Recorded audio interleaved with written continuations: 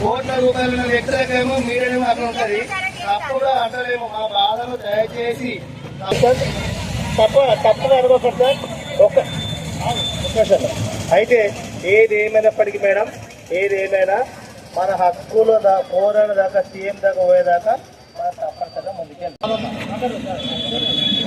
చదివేందుకన్నా అర్థమవుతాయి మాట్లాడు.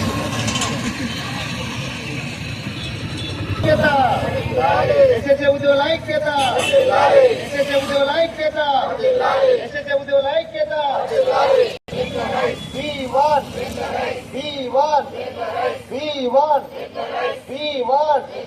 చేయాలమ్మా చేయాలి, చేయాలమ్మా చేయాలి.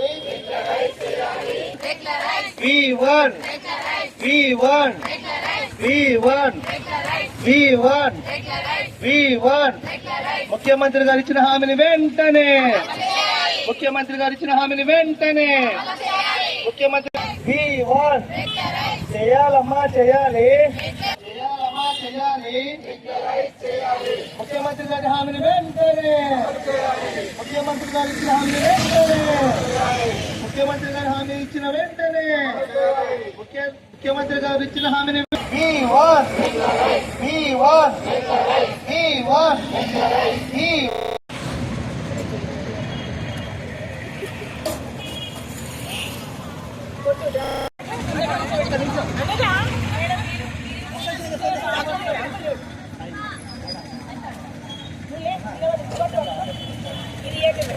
రేవంత్ రెడ్డి గారు ఏమని చెప్పారంటే కనీసం టీ తాగేంత టైంలో మిమ్మల్ని రెగ్యులరైజ్ చేస్తామని చెప్పడం జరిగింది.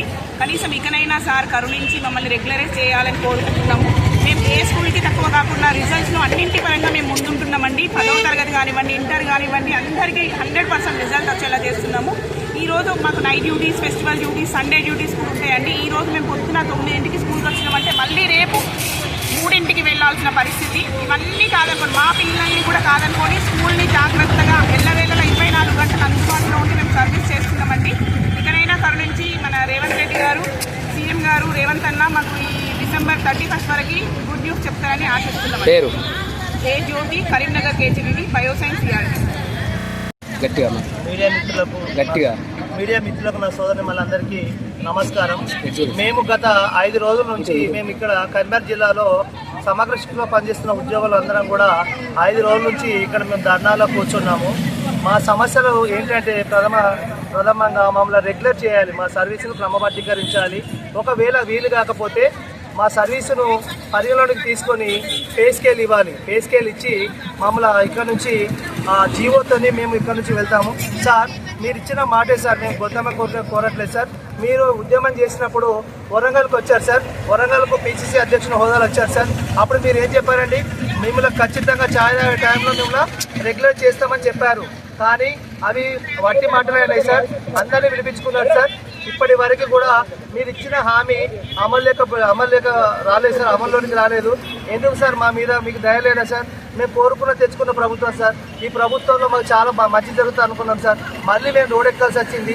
అంతకుముందు మేము ఆ ప్రభుత్వంలో ఉన్నప్పుడు రోడ్ ఎక్కినాం సార్. ఈ ప్రభుత్వంలో రోడ్ ఎక్కాల్సి వచ్చింది సార్. దయచేసి సార్ మా యొక్క మా కోరికలు గొంతమ్మ కోరికలు కాదు సార్. మేము కోరుకున్నది ఏం సార్, రెగ్యులరైజ్ లేదా అది వీలుగా అవుతే పే స్కేల్, జీవిత బీమా, తర్వాత మాకు ఉద్యోగ భద్రత కావాలి సార్. ఇంతమంది ఆడపడుచులు, ఇంతమంది అందరం పిల్లలతో సహా ఈ రోజు ఉన్నాం సార్. మా బాధను గమనించండి సార్. మా బాధను గమనించి మమ్మల్ని వెంటనే రెగ్యులర్ చేసి మాకు ఈ డిసెంబర్ లోపల, కొత్త సంవత్సరం లోపల మాకు జీవి వార్త అందిస్తారని మేము మనస్ఫూర్తిగా ఒప్పుకుంటున్నాం. జి రవిచందర్, గాలిపల్లి రవిచందర్, CRP దృశ్యం, కరీంనగర్.